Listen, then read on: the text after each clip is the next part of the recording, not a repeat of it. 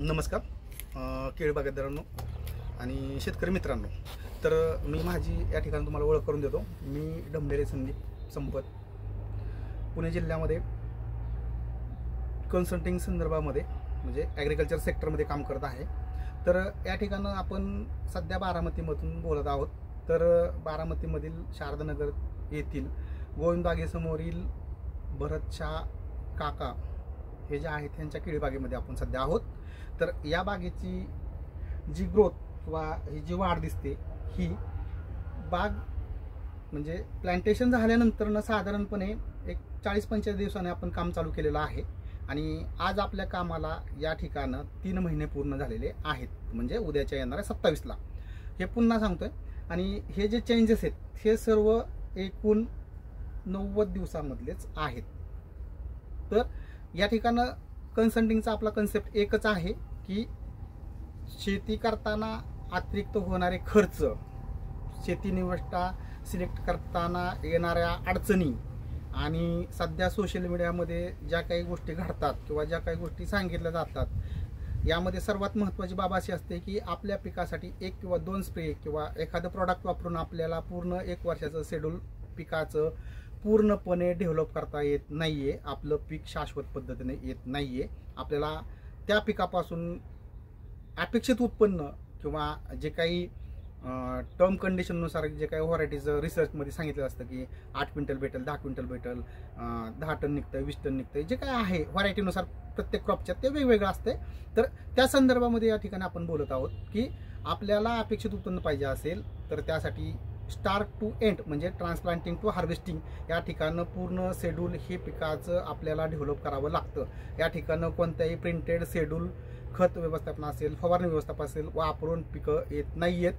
कारण काळानुरूप तुम्ही यंदाचा सीझन जर पाहिला द्राक्ष बागायतदारांसाठीचा अत्यंत कठीण आणि अवघड परिस्थितीचा, एकूण महाराष्ट्रामधील कमीत कमी 70% बागा ह्या यावेळेस फ्लावरिंग स्टेजच्या आउट ऑफ गेलेल्या आहेत की त्यांना आज फ्लावरिंग नाही आहे किंवा 1 एकरातून त्यांना 1 किलो किंवा 2 किलो सुद्धा उत्पादन मिळणार नाही आहे. म्हणजे याचा अर्थ काय की शेती करताना आपलं कुठंतरी नियोजन हे कुठंतरी डिस्टर्ब राहतंय, कुठंतरी आपल्याला अपूर्ण माहिती मिळते आणि आपण त्यावरती काम करतो. तर हे करत असताना काय होतंय, सगळ्यात महत्त्वाचं आपण प्रिंटेड शेड्यूल वापरतो, प्रिंटेड खत व्यवस्थापन वापरतो. तर ते वापरल्यामुळे आपल्याला शेतीमध्ये येणाऱ्या समस्या दिवसेंदिवस वाढत चाललेल्या आहेत. त्यासाठी आपण आपल्या कन्सल्टन्सी मार्फत काय करतो, प्रत्यक्ष पीक पाहणी करून आणि दुसरं म्हणजे थोडक्यात ऑनलाईन आणि ऑफलाईन या दोन्ही कन्सेप्टनं आपण काम करतो. परंतु त्यासाठी लागणारं डिस्कस असतंय प्रत्येक स्टेजला, प्रत्येक दिवसानुसार किंवा ज्यावेळेस स्प्रे शेड्यूल असेल, खतांचं ड्रेंचिंग असेल किंवा ड्रिपनी फर्टिगेशन असेल, नंतर बाकी जे पिकाच्या पॅटर्ननुसार जी काही कामं असतील तर त्यावेळी आपण सर्व गोष्टी या ठिकाणं बोलून किंवा चर्चात्मक त्यावरती सोल्युशन देत असतो. आणि प्रत्यक्षात आणि पिकाच्या गरजेनुसार आणि जमिनीच्या तुमच्या प्रकाराच्या गरजेनुसार जी काही खतं अपटेक होतात, कोणती कशा पद्धतीने मिक्स करावीत, काय वापरावीत, किती डोस ठेवावा, हे सर्व शेड्यूल आपण देण्याचं काम हे डे बाय डेज राहतं. पूर्णपणे 365 दिवसाचं असेल, पिकाच्या ड्युरेशन प्रमाणे काही 6 महिन्याची पिकं असतील तुमची, काही 4 महिन्याची आहेत, म्हणजे हॉर्टिकल्चर क्रॉप असेल तुमचं, व्हेजिटेबल क्रॉप असेल, ह्यामध्ये सगळ्या गोष्टी आपण देण्याचा उद्देश एकच की शेतीमध्ये अतिरिक्त खर्च करू नका, पिकाच्या गरजेनुसार करा सर्वात महत्त्वाचं. त्याच्यानंतर अपेक्षित उत्पन्न मिळेल म्हणजे आपण जो खर्च केलेला असेल 10,000 20,000 मिनिमम तेवढा आपल्याला मिळेल. अशा पद्धतीने जर तुम्हाला गायडन्स किंवा कन्सल्टन्सी जर तुमच्याकडं असेल उपलब्ध तर तिथं मार्गदर्शन घेऊ शकता आणि तेच तुमचं कंटिन्यू ठेवा. कारण एकच की शेती तोट्यात जात नाहीये, फक्त शेती तोट्यात जाते ते चुकीचं मार्गदर्शन मिळाल्यानंतरनं.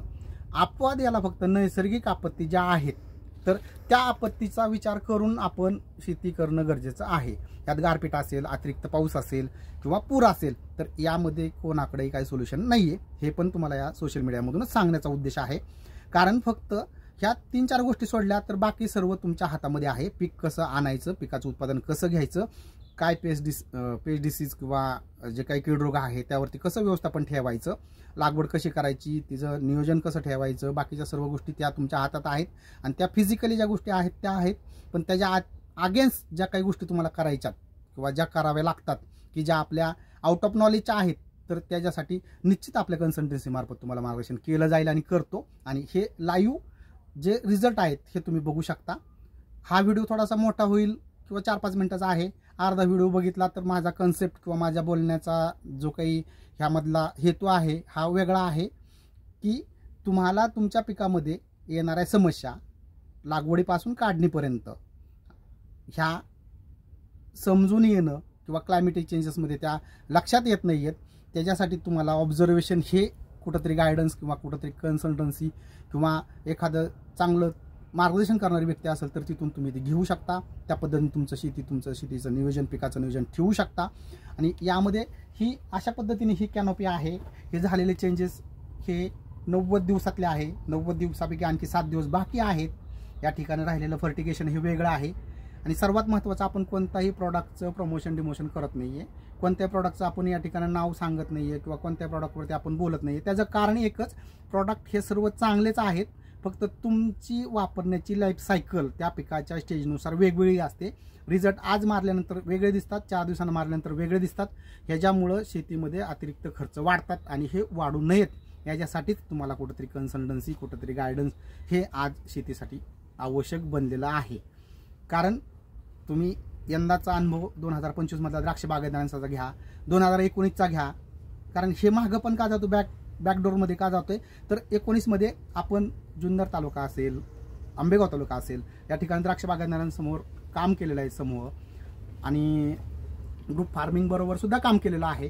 तर त्या ठिकाणी आपण एका संबंधित शेतकऱ्यांसाठी म्हणजे एक व्यक्ती आहे, नामांकित आहेत त्या द्राक्ष बागायतदारामधील, त्यांचं नाव काय मी आता उल्लेख करत नाहीये, परंतु त्यांनी माझ्या शेड्यूलप्रमाणे गेल्यानंतर त्यांनी त्या कालावधीमध्ये 19 मध्ये 1.25 कोटीचं म्हणजे साधारणपणे 1.5 कोटीपर्यंत त्यांनी एक्सपोर्ट केलं होतं, जे 19ला शक्य नव्हतं. कारण 19ला 25 सारखीच परिस्थिती होती आणि तिथं आपण 1.5 कोटीचं द्राक्ष एक्सपोर्ट केलं फक्त 3 स्प्रे शेड्यूलमध्ये.